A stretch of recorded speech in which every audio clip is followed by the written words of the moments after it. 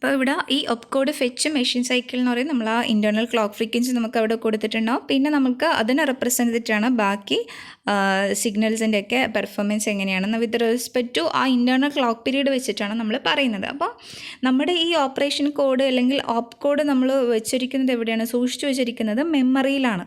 അപ്പോൾ ആ ഓപ്പ് കോഡിൻ്റെ ഡാറ്റയാണ് നമുക്ക് എന്ത് ചെയ്യേണ്ടത്, ഫെച്ച് ചെയ്തിട്ട് എടുക്കേണ്ടത്. അപ്പോൾ ആ ഒരു നമുക്ക് വേണ്ടത് അഡ്രസ് ലൈൻസും നമുക്ക് ആക്ടിവേറ്റ് ചെയ്തെടുക്കേണ്ടി വരും, ഡാറ്റ ലൈനും നമുക്ക് ആക്ടിവേറ്റ് ചെയ്തെടുക്കേണ്ടത്. അപ്പോൾ അതിന് വേണ്ടിയിട്ടാണ് ഏതാണ് ആ ഒരു ടൈമിൽ ആക്സസ് ചെയ്യുന്നതെന്നുള്ളതൊക്കെ നമ്മൾ ALE പിന്ന് വെച്ചിട്ടാണ് നമ്മൾ അതിൻ്റെ കാര്യങ്ങളൊക്കെ സെറ്റ് ചെയ്യുന്നത്. അപ്പോൾ നമ്മളൊരു ഡിഫറെൻറ്റ് സ്റ്റേജായിട്ട് പറയുകയാണെങ്കിൽ ആദ്യം തന്നെ നമ്മൾ ആ T1 സ്റ്റേജിൽ നോക്കുകയാണെങ്കിൽ AD0 to AD7 എന്ന് പറയുന്ന മൾട്ടിപ്ലക്സ്ഡ് ലൈൻസാണ് അത്. അപ്പോൾ മൾട്ടിപ്ലക്സ്ഡ് ലൈൻസ് എന്നുകൊണ്ട് ഉദ്ദേശിച്ചത് അതെന്ന് പറയുന്നത് ഡാറ്റ ലൈൻ ആവാം ആക്സസ് ചെയ്യുന്നത്, അല്ലെങ്കിൽ അഡ്രസ് ലൈൻ ആവാം. അപ്പോൾ ആദ്യത്തെ ആ ഒരു ALEൻ്റെ നിങ്ങൾ ആ റൈസിങ് എങ്ങനെയാണ് നോക്കിയത്, ഇതിൻ്റെ ALE നോക്കിയേ, ആക്റ്റീവ് ഹൈ ആയിട്ടാണ് വരുന്നത്. അത് സിഗ്നൽ ഹൈ ആയിട്ടാണ് എടുക്കുന്നത്. ആ സമയത്ത് ആക്റ്റീവ് ഹൈ ആണെന്ന് ഉദ്ദേശിച്ചത് സപ്പോസ് അസ്യൂം ചെയ്യുക ALE ഈസ് ഈക്വൽ ടു 1 ആണ്.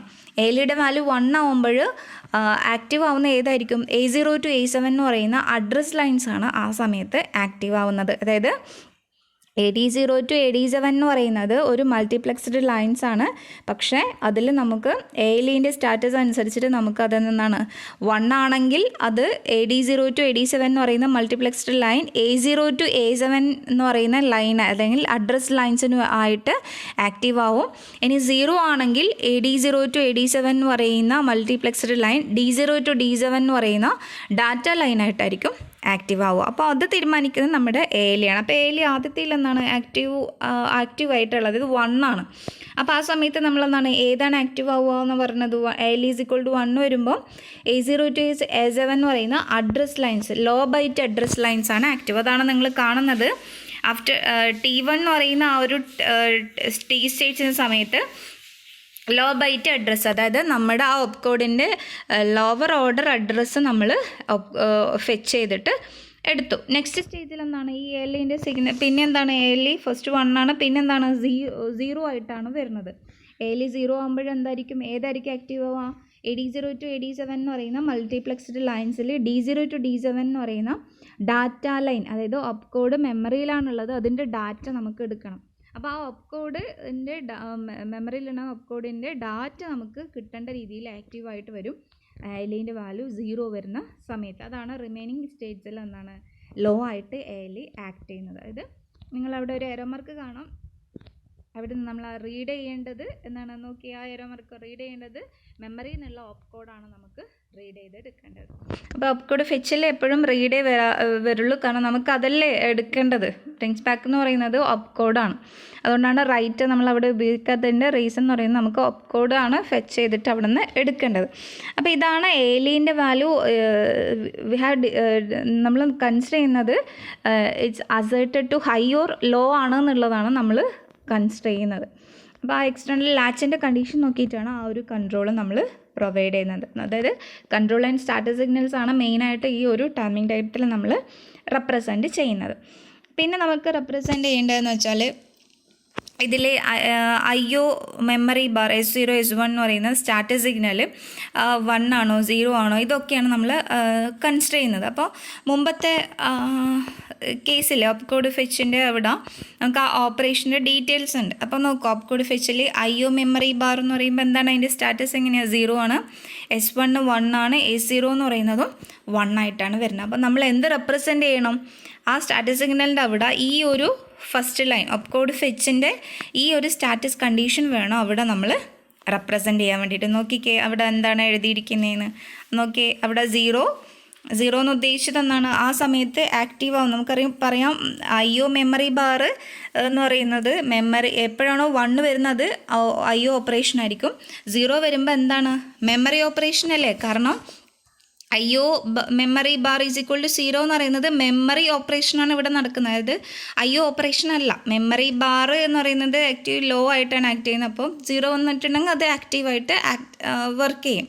അപ്പോൾ ആ ഒരു മെമ്മറി ഓപ്പറേഷൻ്റെ സമയത്ത് നമ്മളിവിടെ ചെയ്യുന്നത് ഏതാണ്, ഒപ്കോഡാണ് മെമ്മറിയിൽ നിന്ന് ഫെച്ച് ചെയ്തെടുക്കുന്നത്. അപ്പോൾ ഇറ്റ്സ് എ മെമ്മറി ഓപ്പറേഷൻ. അങ്ങനെയാണ് ഈ ഒരു condition IO memory bar is equal to 0, S0 1 ആയിരിക്കണം, ഒപ്കോഡ് ഫെച്ചിന് S1 1. ഈ ഒരു കണ്ടീഷൻ ആയിരിക്കില്ല മെമ്മറി റീഡിനോ റൈറ്റിനോ വരുന്നത്, മാറ്റം ഉണ്ടാവും.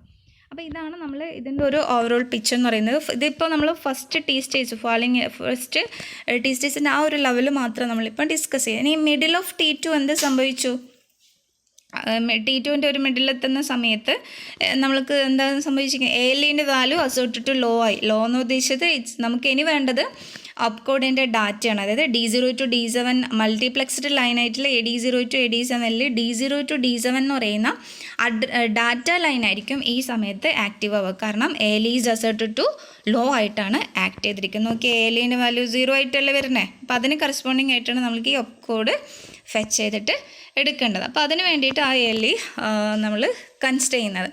ഇനി ഈ T2ൻ്റെ സെക്കൻഡ് സ്റ്റേജ് വരുമ്പോഴും എന്ത് സംഭവിച്ചു? T2ൻ്റെ അവിടെ വരുന്ന സമയത്ത് നമുക്ക് റീഡ് ചെയ്തെടുക്കണം. അപ്പോൾ നോക്കി നിങ്ങൾ, നമ്മളവിടെ യൂസ് ചെയ്യുന്ന സിഗ്നൽ ഏതാണ്? കൺട്രോൾ സിഗ്നൽ, റീഡ് സിഗ്നലാണ്.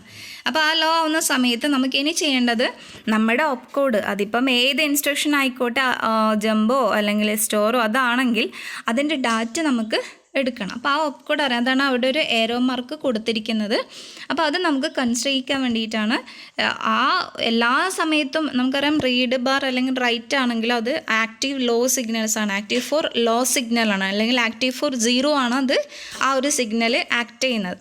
അപ്പോൾ നമുക്കറിയാം എപ്പോഴാണോ നമുക്ക് ആ ഒപ്കോഡ് ഫെച്ച് ചെയ്ത് എടുക്കേണ്ടത് അല്ലെങ്കിൽ ഡാറ്റ മെമ്മറിയിൽ നിന്ന് എടുക്കേണ്ടത്, ആ സമയത്ത് മാത്രമേ റീഡ് സിഗ്നൽ നമുക്ക് ആക്റ്റീവായിട്ട് കൺസിഡർ ചെയ്യേണ്ട ആവശ്യമുള്ളൂ. അതായത് നോർമലി അത് ഹൈ ആയിരുന്നു, എപ്പോഴാണോ ഒപ്കോഡിൻ്റെ അവിടെ എത്തിയത് അവിടെ നിന്ന് എന്ത് സംഭവിച്ചു? ഈ സിഗ്നൽ എന്തായി? ലോ അല്ലേ, താഴോട്ടല്ല സിഗ്നൽ വരുന്നത്, ലോ ആയിട്ട് ആക്ട് ചെയ്ത്. അപ്പോൾ ആ സ്പോട്ടിൽ മാത്രമേ നമുക്ക് എന്ത് ചെയ്യേണ്ടുള്ളൂ? അതായത് in middle of T2 and T3, ആ ഒരു T2 T3 എന്ന് പറയുന്ന സ്റ്റേറ്റിലാണ് ആ ഒപ്കോഡ് നമ്മൾ ഫെച്ച് ചെയ്തിട്ട് എടുക്കുന്നത്. റിമൈനിങ് പിന്നെ നമുക്ക് പിന്നെയും ഫെച്ച് ചെയ്തെടുക്കാനുണ്ടോ? ഇല്ല, ഒറ്റൊന്നേ നമുക്ക് അവിടെ ഇൻസ്ട്രക്ഷനിൽ വരുന്നുള്ളൂ.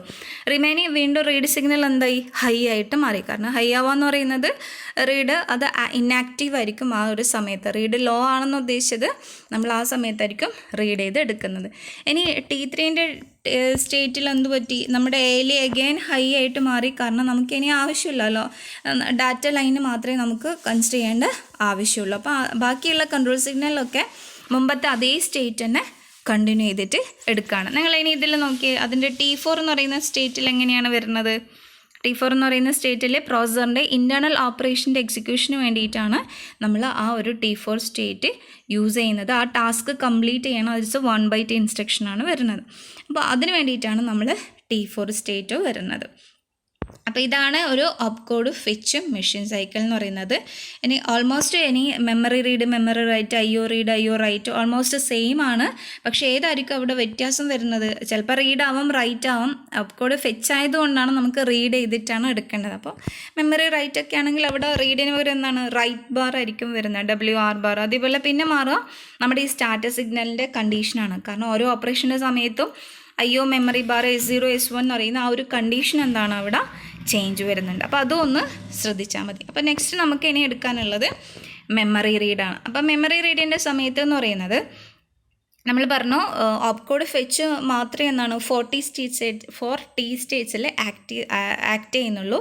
റിമൈനിങ് എന്ന് പറയുന്നത് മെമ്മറി റീഡ്, മെമ്മറി റൈറ്റ് അങ്ങനെയുള്ള മെഷീൻ സൈക്കിളൊക്കെ എന്താണ് 3T സ്റ്റേറ്റ്സിലാണ് ആക്ട് ചെയ്യുന്നത്. അപ്പോൾ നേരത്തെ പറഞ്ഞതുപോലെ തന്നെ നമുക്ക് എന്താണ് മെമ്മറി റീഡ് എന്ന് ഉദ്ദേശിച്ചാൽ അപ്പോൾ ഏതായിരിക്കും? മെമ്മറി ആയിരിക്കും ആക്ട് ചെയ്യുന്നത്. നോക്കി നിങ്ങൾ ആ സ്റ്റാറ്റസ് സിഗ്നലിൽ ലാസ്റ്റ് ഉള്ളത് IO memory bar is equal to 0 ആണ്. അത് മെമ്മറിയാണ് ആക്റ്റീവ് ചെയ്യേണ്ടത്. IO memory bar is equal to 1 ആയിരുന്നെങ്കിൽ ഏതായിരിക്കും? IO ഓപ്പറേഷൻ ആയിരിക്കും വരുന്നത്. പക്ഷെ എല്ലാം മെമ്മറി റീഡ് ഓപ്പറേഷനാണ് നമുക്ക് വേണ്ടത്. അപ്പോൾ അതിനനുസരിച്ച് റീഡ് എന്ന് പറയുന്നത്, റീഡിൻ്റെ കണ്ടീഷൻ എന്തായിരുന്നു? നമ്മൾ ആ ടേബിൾ കൺസിഡർ ചെയ്തതല്ലേ?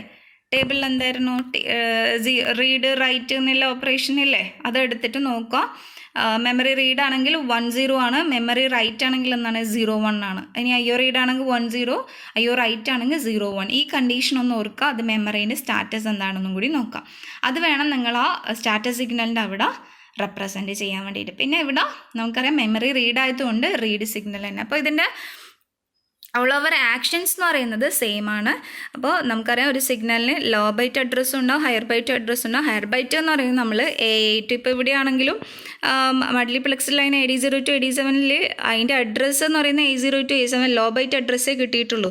അതിൻ്റെ ഹയർ ബൈറ്റ് അഡ്രസ്സ് കിട്ടണമെങ്കിൽ നമ്മൾ ഏത് അഡ്രസ് ലൈൻസ് ആക്ടിവേറ്റ് ചെയ്യണം? A8 to A15 എന്ന് പറയുന്ന ഹൈ ബൈറ്റ് അഡ്രസ് ലൈൻസ് ആണ് നമ്മൾ ആക്ടിവേറ്റ് ചെയ്യേണ്ടത്. ത്രൂ ഔട്ട് ഓപ്പറേഷനിൽ അത് ആക്റ്റീവായിട്ടായിരിക്കും വരുന്നത്. അതേപോലെ തന്നെ ഇവിടെയും വരുന്നത്. പക്ഷേ നമ്മൾ ഇവിടുന്ന് ഫെച്ച് ചെയ്തെടുക്കേണ്ടത് എന്നാണ് ഡാറ്റ ഫ്രം മെമ്മറിയാണ്, ഏതാണ് റീഡ് ചെയ്യേണ്ടത് എന്നുള്ളത്. അപ്പോൾ നിങ്ങൾക്ക് വേണമെങ്കിൽ ഇവിടെ എന്താണ് ഒരു ഏറോ മാർക്ക് കൊടുക്കാം, മുമ്പ് കൊടുത്തതുപോലെ കൊടുക്കാം, പ്രശ്നമില്ല. കണ്ടില്ലേ, ഇവിടെ നമ്മൾ ഇത് ചെയ്ത പോലെ അവിടെയും ചെയ്യാം. അത് നോക്കുക. അപ്പോൾ എങ്ങനെയാണ് മെമ്മറി റീഡ് ഓപ്പറേഷൻ വരുന്നത്? ALE റീഡ് ഇതിൻ്റെയൊക്കെ കൺസെപ്റ്റൊക്കെ നേരത്തെ പറഞ്ഞതിന് സെയിം ആണ്. ഇനി വരുന്ന ഓപ്പറേഷൻ ഏതാണ്? മെമ്മറി റൈറ്റ് ഓപ്പറേഷനാണ്. ഇവിടെ എന്തായിരിക്കും വരുന്നത്? ഏതിൽ നിന്നാണ് റൈറ്റ് ചെയ്യേണ്ടത്?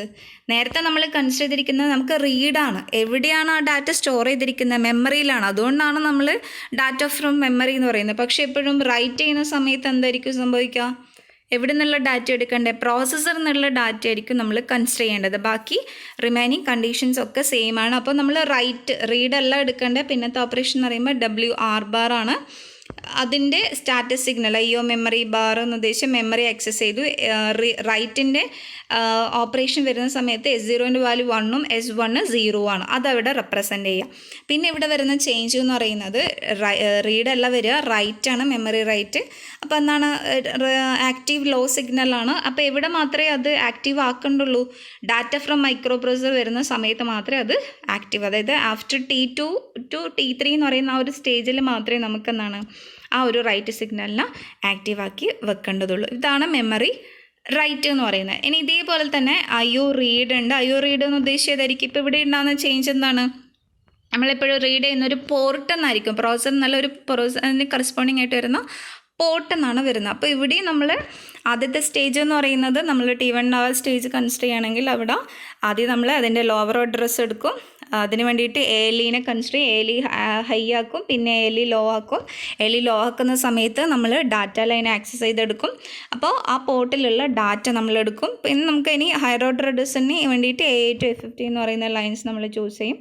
പിന്നെ നമ്മുടെ റീഡ് ചെയ്യേണ്ടത് ഡാറ്റ ഫ്രം പോർട്ടാണ്. അവിടെ നിങ്ങൾക്ക് ഏരോ മാർക്ക് കൊടുക്കാം മേളിലേക്ക്, ഡാറ്റ ഫ്രം പോർട്ടിലേക്കും. അതാണ് നമ്മൾ റീഡ് ചെയ്തിട്ട് വരുന്നത്. അതായത് T2ൻ്റെ ഒരു മിഡിൽ സ്റ്റേറ്റ് തൊട്ട് T3 വരെ നമുക്ക് ആ ഒരു കണ്ടീഷൻ, അതാണ് നമുക്ക് റീഡ് ചെയ്തിട്ട് എടുക്കേണ്ടത്. പിന്നെ നമ്മുടെ സ്റ്റാറ്റസ് സിഗ്നലിൽ മെമ്മറി റീഡ് ആയതുകൊണ്ട് തന്നെ IO റീഡ് ആയതുകൊണ്ട് തന്നെ നമുക്ക് IO memory bar is equal to എന്താ വരിക? 0 ആണോ? അല്ല, 1 ആണ് വരിക. കാരണം ഇൻപുട്ട് ഔട്ട്പുട്ട് ഓപ്പറേഷനാണ് നമ്മൾ കൺസിഡർ ചെയ്യുന്നത്. അത് റീഡ് ഓപ്പറേഷൻ ആയതുകൊണ്ട് എന്ത് സംഭവിക്കും? 0 1 എന്നുള്ള കണ്ടീഷനായിരിക്കും വരുന്നത്. ഇനി ലാസ്റ്റ് ഓപ്പറേഷൻ എന്ന് പറയുന്നത് ഇവിടെ വരുന്നത് IO റൈറ്റ് ആണ്. അപ്പോൾ IO റൈറ്റിൻ്റെ കേസ് എങ്ങനെയാണ്? ഇതും നമ്മളെ കറസ്പോണ്ടിങ് പോർട്ടാണ്. കാരണം ഇൻപുട്ട് ഔട്ട്പുട്ട് ഡിവൈസ് അല്ലേ, അത് പോർട്ട് വെച്ചിട്ടാണ് നമ്മൾ ആക്സസ് ചെയ്യുന്നത്. അപ്പോൾ ഇതിൻ്റെ കേസിലെന്ന് പറയുന്നത് നമ്മൾ നേരത്തെ പോലെ തന്നെയാണ്, പക്ഷേ റീഡ് സിഗ്നൽ അല്ല, റൈറ്റ് സിഗ്നലാണ്. അപ്പോൾ അതിനനുസരിച്ചിട്ട് എന്ത് ചെയ്യും? ഈ സിഗ്നൽസ് ലാസ്റ്റ് സ്റ്റാറ്റസ് സിഗ്നൽസിൽ എന്താണ് ചേഞ്ച് വരും. അപ്പോൾ IO memory bar is equal to 1 ആണ്. That's for input output operation. S1ൻ്റെ കണ്ടീഷൻ എന്ന് പറഞ്ഞാൽ 1 0 ആണ്. റീഡ് വരുമ്പോഴാണ് 0 1 വരുന്നത്. നോക്കാം, റീഡ് വരുമ്പോൾ 0 1, റൈറ്റ് വരുമ്പോൾ എന്ത് വരും? 1 0 ആയിരിക്കും ആ സ്റ്റാറ്റസ് സിഗ്നലിൻ്റെ കണ്ടീഷൻ. അപ്പോൾ ഇത്രയാണ് ബേസിക്സ് ആയിട്ട് നമുക്ക് പറയാനുള്ളത് ഇൻപുട്ട് ഓപ്പറേഷൻ. അപ്പോൾ എപ്പോഴും ഇത്രയും കാറ്റഗറി എവിടെ വരും? ഫെച്ചോ അല്ലെങ്കിൽ റീഡോ റൈറ്റോ നമ്മുടെ എത്ര ബൈറ്റ് ഇൻസ്ട്രക്ഷൻ ആണെന്നുള്ളതിനെ ഡിപ്പെൻഡ് ചെയ്തിരിക്കും. നമ്മളൊരു ഇൻസ്ട്രക്ഷൻ അതിലേക്ക് കൊടുക്കുമ്പോൾ അത്രയും മെഷീൻ സൈക്കിൾ അവിടെ റെപ്രസെൻ്റ് ചെയ്തിരിക്കുക. അപ്പോൾ നമ്മളിപ്പം ഡിസ്കസ് ചെയ്തത് ഓരോ മെഷീൻ സൈക്കിളിൻ്റെ സമയത്തും അവിടെ ഉണ്ടാകുന്ന സ്റ്റേറ്റ്സിൻ്റെ കണ്ടീഷൻ എങ്ങനെയാണ്, ബാക്കി സ്റ്റാറ്റസ് ആൻഡ് കൺട്രോൾ സിഗ്നൽസിൻ്റെ കണ്ടീഷൻ എങ്ങനെയാണ് എന്നുള്ളതാണ് നമ്മൾ ഡിസ്കസ് ചെയ്തത്. അപ്പോൾ മെയിനായിട്ട് ഇത്രയും 7 out of 7 മെഷീൻ സൈക്കിളിൽ 5 മെഷീൻ സൈക്കിളാണ് അത്രയും ഇമ്പോർട്ടൻ്റ് ആയിട്ട് വരുന്നത്. അതിൻ്റെ ഒരു ഓപ്പറേഷനാണ് ടൈമിംഗ് ഡൈസിന് നമ്മൾ ഡിസ്കസ് ചെയ്തത്.